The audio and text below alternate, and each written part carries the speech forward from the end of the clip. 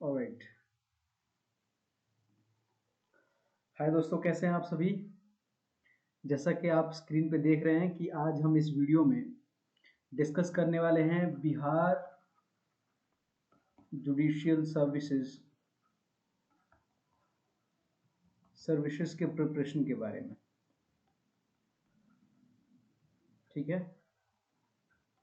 हम बात करने वाले हैं जो upcoming 32nd Bihar judicial services का एग्ज़ाम होगा, जो कि 2022 में इसका जो पीटी है वो एक्सपेक्टेड है कि मार्च तक, ठीक है, इसका पीटी हो जाना चाहिए। तो हम किस तरीके से इस एग्ज़ाम की तैयारी करें ताकि पहले ही अटेम्प्ट में हम एग्ज़ाम को क्लियर कर पाए। ठीक है, तो सबसे पहले तो ये वीडियो जो है वो उन बच्चों के लिए बहुत हेल्पफुल होगा जो कि जिन्होंने लॉ जस्ट ग्रेजुएट किया है, ठीक है ना, और they are getting a chance to appear, ठीक है, soon in any of the judicial services. और क्योंकि हम बिहार की बात कर रहे हैं तो हमारा फोकस आज इस वीडियो में बिहार पे ही होगा। बिहार का स्ट्रक्चर ऑफ एग्जामिनेशन, सबसे पहले तो हमें स्कीम ऑफ एग्जामिनेशन समझना होगा कि आखिर इस पेपर का स्कीम क्या है। तो आपको पता है कि ये सबको ही पता होता है कि इसमें एक पीटी होता है, पहला स्टेज, जो कि ऑब्जेक्टिव पेपर होता है। उसके बाद मेंस का एग्जाम होता है। जो बच्चे पीटी क्वालिफाई करते हैं they get a chance to write mains, जो कि सब्जेक्टिव होता है, या फिर इसको हम डिस्क्रिप्टिव भी कह सकते हैं। ठीक है, और जो लोग मेंस क्लियर कर लेते हैं फिर वो वाइवा के लिए जाते हैं, यानी इंटरव्यू होता है आपका। और अगर आप इंटरव्यू में सेलेक्ट हो जाते हैं फिर मेरिट आती है, मेरिट लिस्ट, और फिर आप मजिस्ट्रेट की पोस्ट पे यू नो आपको पोस्ट मिलती है, उसके लिए ट्रेनिंग दी जाती है। आपको कहाँ पे ट्रेनिंग दी जाती है? बिहार जुडिशियल एकेडमी, ये गाय घाट पटना में है। ठीक है, मैं गया था यहाँ पे, बड़ा ही मतलब एक तगड़ा ही फील आता है यहाँ पे, राइट। तो सबसे पहले पीटी की हम बात कर लेते हैं, और साथ साथ में अगर आप देखें तो मेंस की भी बात कर लेते हैं, क्योंकि जो सब्जेक्ट्स हैं ना वो कॉमन है। देखिए, हमारे पास पहले हम चलिए सब्जेक्ट्स की बात कर लेते हैं कि इसमें सब्जेक्ट्स क्या क्या हैं। सब्जेक्ट है हमारे पास, सबसे पहले तो एक पेपर होता है एविडेंस एंड प्रोसीजर के नाम से, क्योंकि जो मेंस का जो सब्जेक्ट है वही पीटी में भी पूछा जाता है आपसे। ठीक है ना, तो हम मेंस के सब्जेक्ट को डिस्कस कर लेते हैं।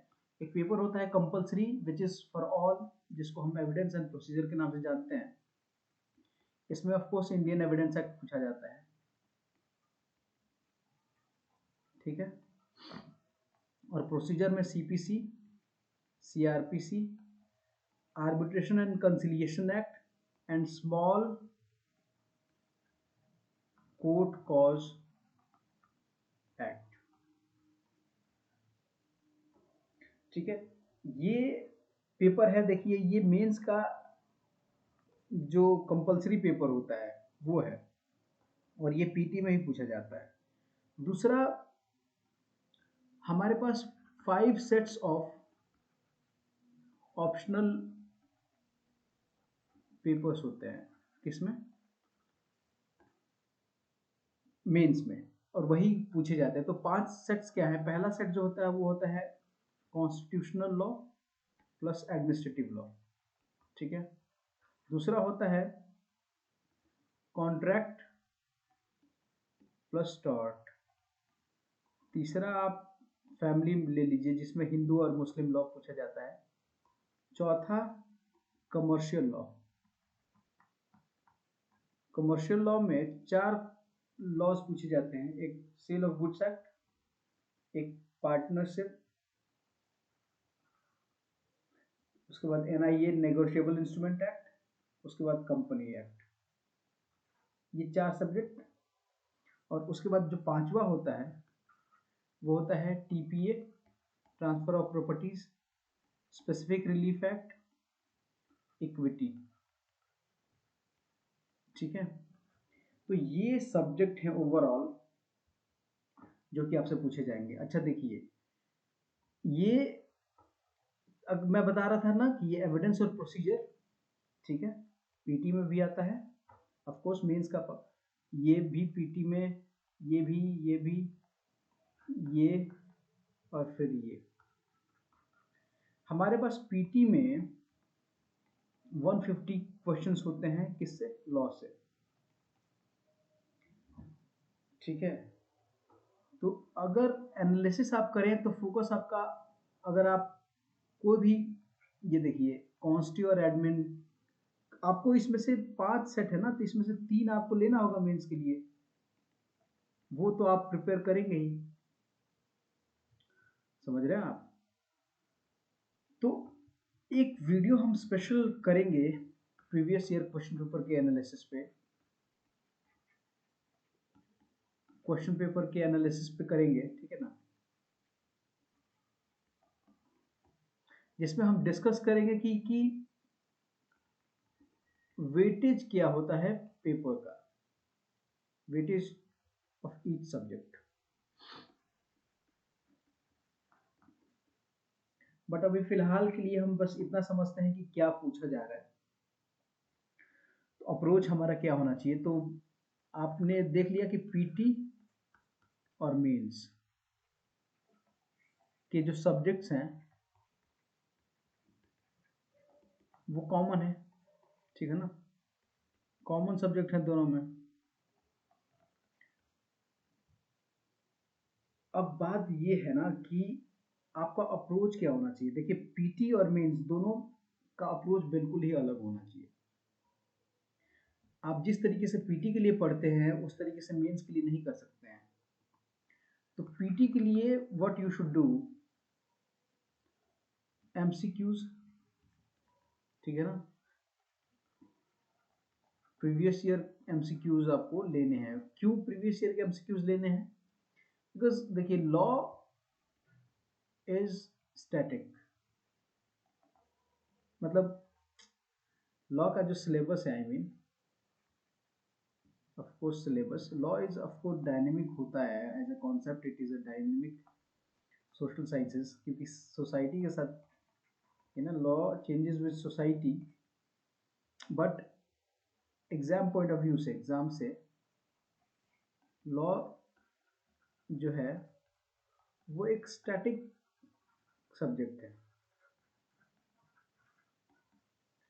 Law is an law is a static subject. तो जो क्वेश्चंस है ना, they are very much fixed kind of, and वो रिपीट होते हैं, they are repeated. The papers setter जो भी है has not much option to exercise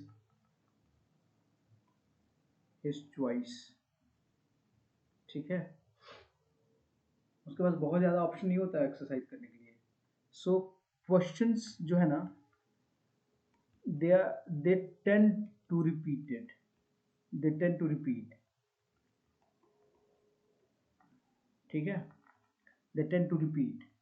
so अगर आपके पास प्रीवियस ईयर क्वेश्चन पेपर्स हैं, ठीक है ना, तो आई कैन बेट कि मतलब 80% questions, 70 to 80% questions previous year से आ जाते हैं। and if you are able to solve these, you will qualify for the PT. There is no doubt about it. तो कहाँ से? तो प्रीवियस ईयर क्वेश्चन पेपर्स क्या करें हम? तो मैं वैसे सजेस्टिव है ये, मैं मतलब it is very highly recommended कि सिंगल पब्लिकेशन की बुक आती है, ठीक है। सिंगल पब्लिकेशन की बुक आती है 4 वॉल्यूम में, ऑब्जेक्टिव के लिए, ठीक है ना। It has been topic wise, subject wise topic wise होता है ये, सब्जेक्ट वाइज टॉपिक वाइज आप इसको ले सकते हैं and you can start preparing now. आपका जो प्रिपरेशन है पीटी प्लस मेंस दोनों का साथ में चलना चाहिए। तो पीटी के लिए तो आपने ले लिया, और मेंस के लिए आप क्या करेंगे? मेंस के लिए भी प्रीवियस ईयर क्वेश्चन पेपर आता है, सिंगल का ही आता है, सिंगल का ही आता है। सिंगल के दो, एक तो बिहार स्पेसिफिक आता है इनका, ठीक है, और एक आता है अनसॉल्व्ड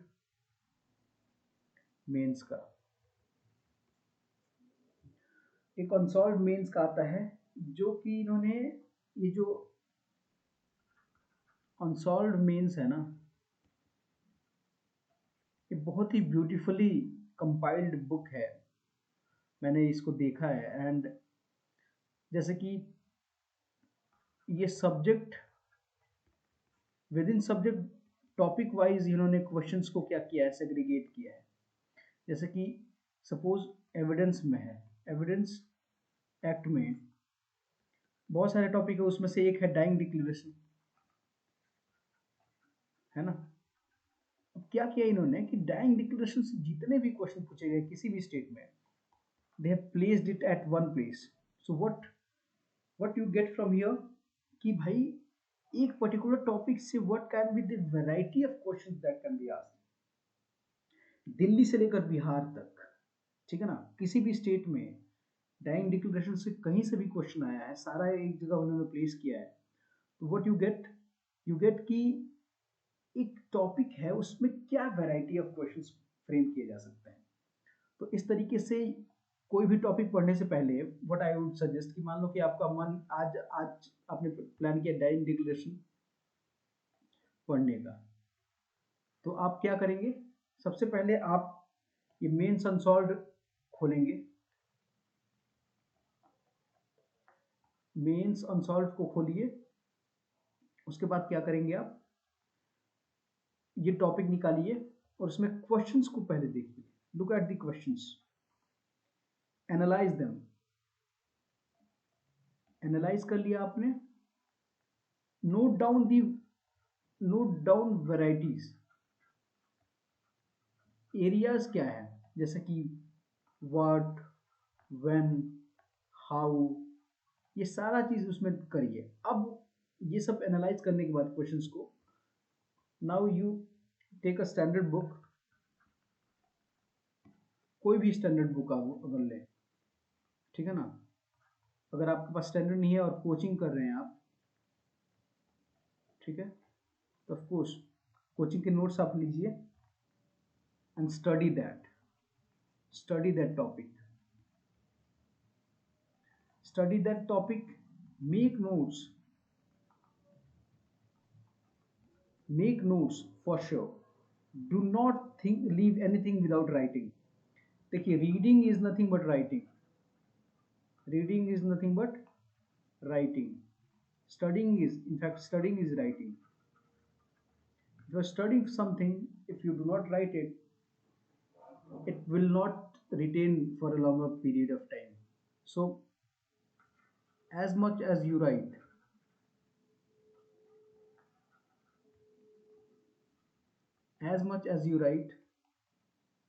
वो it becomes form to you, बहुत ही फॉर्म हो जाता है आपके दिमाग में, ठीक है। तो इस तरीके से आपने टॉपिक कर लिया, टॉपिक सेलेक्ट किया, उसको क्वेश्चंस एनालाइज किए, उसके बाद नोट्स प्रिपेयर किया। अब क्या करोगे आप? ये काम कर लिया आपने। नेक्स्ट डे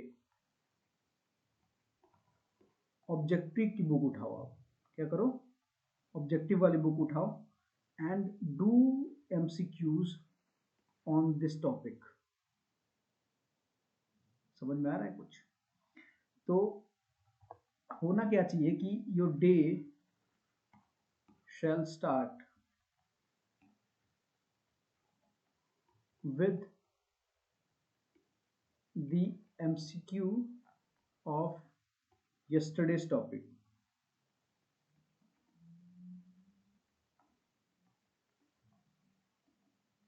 ठीक है, उसके बाद क्या करेंगे आप, और फिर read new topic, make notes, ये कर लिया। अब क्या करेंगे, एक आप सेशन रखेंगे answer writing practice. Answer writing, answer writing practice, जो भी सब्जेक्ट आपने फिनिश कर दिया, मान लीजिए एक सब्जेक्ट है उसको आपने क्या किया, फिनिश कर दिया, तो प्रेजेंटली जो आंसर राइटिंग करनी है आपको वो लास्ट सब्जेक्ट की करनी है। मान लीजिए कि आपने अभी आप एविडेंस पढ़ रहे हैं, ठीक है, तो और इससे पहले आपने आईपीसी पढ़ा था, तो अभी फिलहाल में जो आंसर राइटिंग होगा वो आईपीसी का चल रहा होगा। समझ में आ रहा है? कहने का मतलब है ये आपका डे है, डे आपका स्टार्ट होता है एमसीक्यू से ऑफ प्रेजेंट सब्जेक्ट, और दैट टू प्रीवियस टॉपिक, मतलब कल का जो टॉपिक है। फिर स्टडी न्यू टॉपिक, ठीक है, और जो आंसर राइटिंग होगा वो होगा किसका, लास्ट सब्जेक्ट,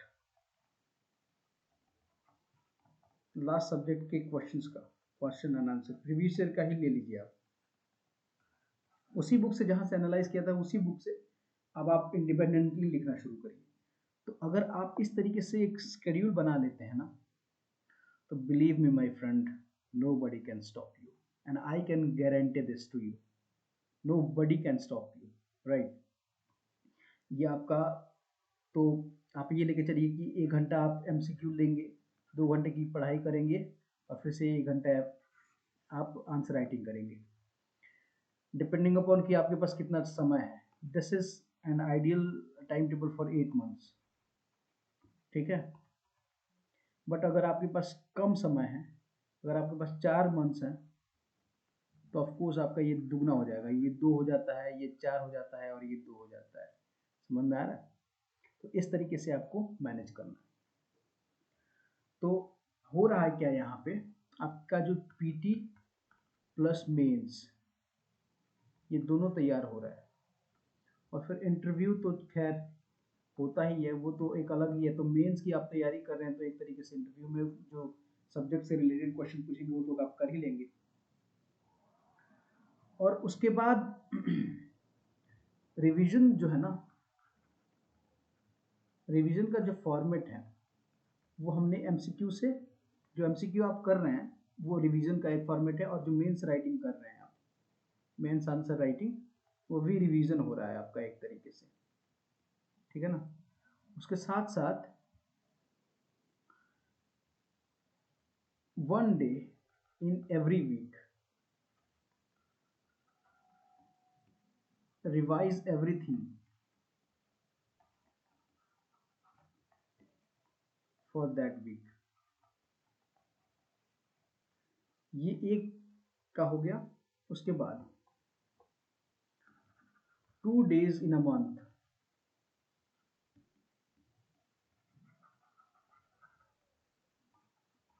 रिवाइज एवरीथिंग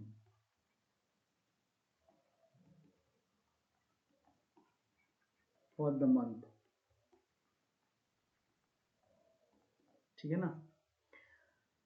तो revision is the key, revision is the key. और रिवीजन एक तो होता है एमसीक्यू के थ्रू, एक होता है आंसर राइटिंग के थ्रू, एंड एक होता है रीडिंग रिवीजन। ठीक है, तो ये है आपका strategy, complete strategy Bihar judiciary के एग्जाम को क्लियर करने के लिए। नाउ मैंने, you can join coaching with मी, ठीक है,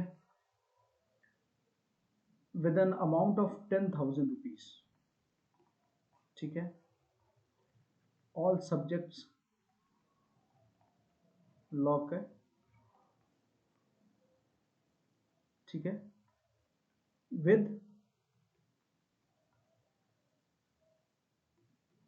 with test series, each subject one test minimum. ठीक है, तो अगर आपको मेरे साथ प्रिपरेशन करनी है, if you want to join a coaching with me, so you can certainly join. If you are interested, coaching के लिए अगर आप इंटरेस्टेड हैं तो आप मुझे टेलीग्राम पे, my number is 8588057086। No calls, no WhatsApp,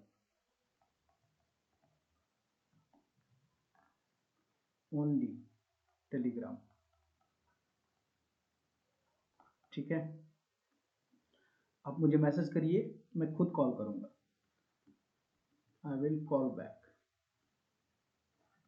not to worry. ठीक है, सो होप आपको ये वीडियो पसंद आया होगा, और आप मेरे चैनल को सब्सक्राइब कर लीजिए। रिलेवेंट इन्फॉर्मेशन वैसे भी मैं देते रहता हूँ, और शेयर कर दीजिए इस वीडियो को अगर आपको ये पसंद आया तो, right. I hope this was a helpful session for you. Have a nice day. Keep preparing.